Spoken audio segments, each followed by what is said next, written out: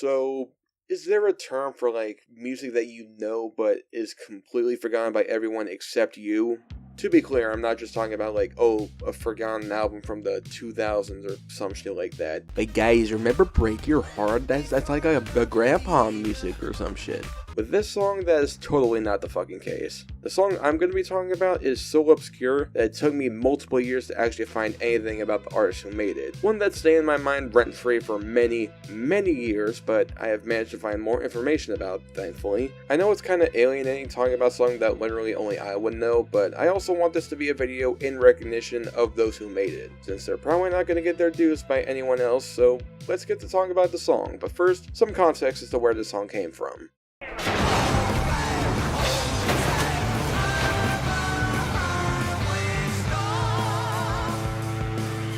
Rock Band is a series of video games created by Harmonix, the same company behind the Guitar Hero games, and is often one of the first games you think of when it comes to the rhythm genre, and it's one that's incredibly important to me in my life, like legit. Without this game, I would not be into music the same way that I am today. This franchise, and specifically the third installment, was one of those games that's tied to so many memories that I could honestly make a whole video on, but obviously that's for another time.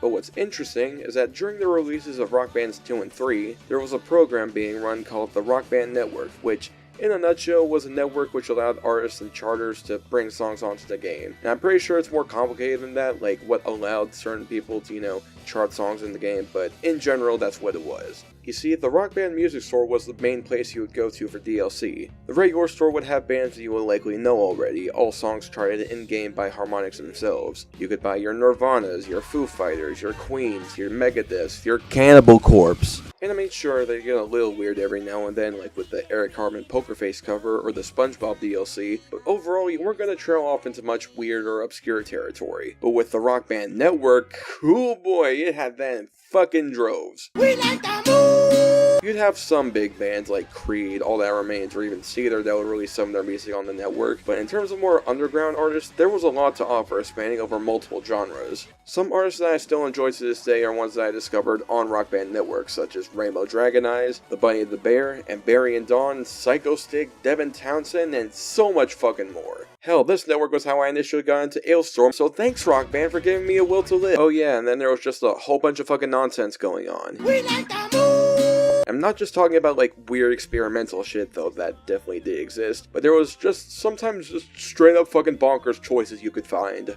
Point is, the Rock Band Network as a whole single-handedly got me into a lot of music that I wouldn't have otherwise. It's probably the reason why I'm never opposed to listening to underground music, and I actually have a whole series planned on the network, because there's a lot I could talk about over multiple videos, that's for damn sure. But back on topic, usually if you find an artist on the network, you could probably find them and their music on another platform of some kind. For the song I'm going to be talking about, this shit is so underground that I'm thoroughly convinced I am the only person who remembers it. I mean, to be fair, there have been a couple of videos of people playing it on Rock Band, but I'm willing to bet those same people don't really remember it. Well, I am here because I refuse to let this song be forgotten about. Let's talk about it.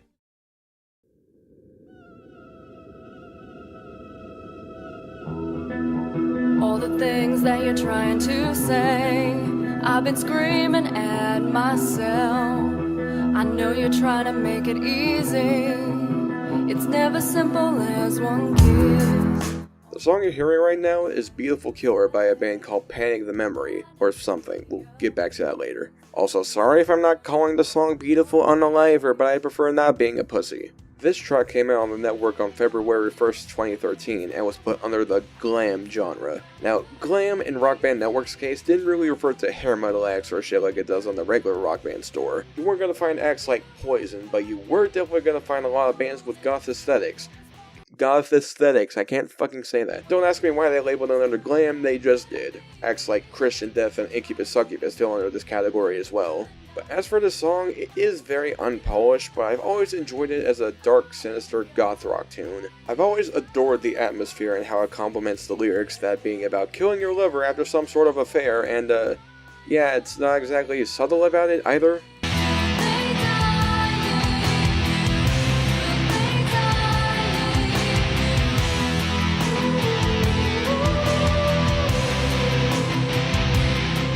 fact, that's probably a negative about this song, being that it's like way too blunt about what it's about, but I think any flaws that the lyrics might have are made up for by the pure aesthetic and haunting melody. What can I say? I like that goth rock shit.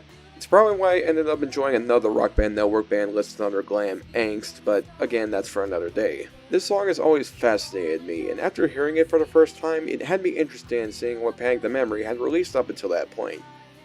Only to realize that was a fucking fruitless endeavor. Yeah, that was the thing with this band, they didn't seem to exist in any form. There wasn't any names of any people who contributed to the song that I could find, no Bandcamp for them, literally nothing tied to Panic the Memory, and as such, the song had me intrigued for the longest time. Who the fuck made it, and why was it made? Is it any wonder why this song stuck with me so long? It left a lot more questions than answers about it purely by existing, and the fact that it seemed to come from fucking nothing made it all the more special to me. And for the next couple years of my life after discovering it, I wouldn't really do much more digging because I couldn't really find more info until randomly around 2018 to 2019, where I stumbled upon a single video released on April 20th, 2011, which actually predates its release on the Rock Band Network store. And what do you know, it's the exact same song released on the game, except this band's name was Fracture, which likely meant that the band started out under the name Fracture but changed their name somewhere in between 2011 and 2013.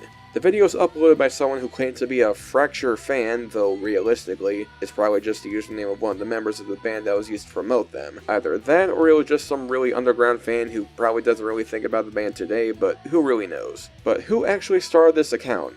No fucking clue. The rest of the account is completely empty, and it was created the exact same day the one and only video on it was released. So even with this little nugget of information, this channel still had very little to go off of. I even remember messaging the group that made the in-game chart for the song, that Aaaryn group, a couple years back, but I seemed to get no real response, so I was still left clueless. Until 2023, when I discovered that there was a Twitter account from Fracture. On this page you can see that this band is from Indiana, and it is apparently followed by Korn? That's one hell of a bragging right if there ever was one. And their influences line up with their sound, with Evanescence, Lacuna Coil, and Within Temptation showing as such. But going through this page, I was finally to uncover some of the mystery. Definitely not from the link provided on their page, as it no longer exists today. Though using the Wayback Machine, I was able to find out that the name of their website actually changed from FractureBand.com to PanicTheMemory.com, which confirms the name change thing from earlier, and looking through the surviving pages, the reason given was that another bigger label had signed the band under the name Fracture, and funnily enough, that same band was also on the Rock Band Network with their song Dominate and Overload. We also get a picture of the band showing that they had 5 members at the time.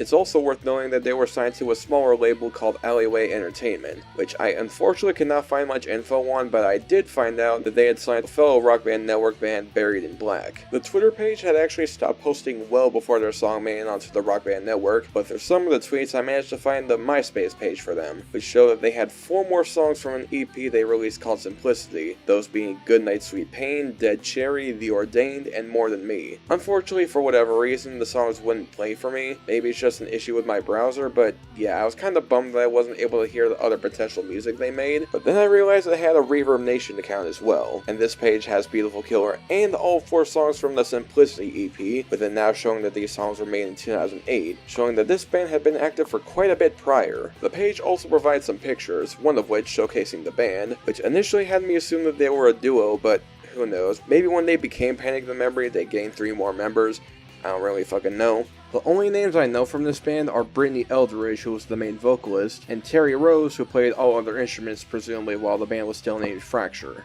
The other members that appear in the picture are unfortunately unknown, as the SoundClick page I found from them likely hadn't been updated since before the name change. And that's pretty much every bit of info I could find about this band and the song that's intrigued me for years. This song had been a complete enigma to me ever since I was a wee lad, but finding this shit out is kinda cathartic in a sense.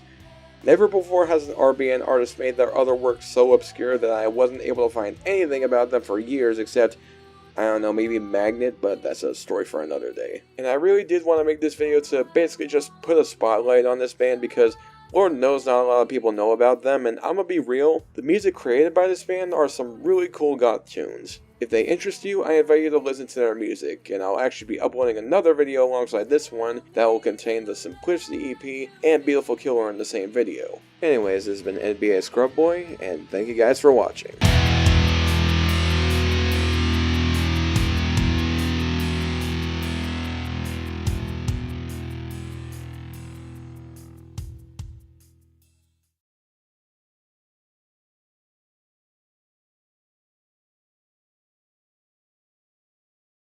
We like the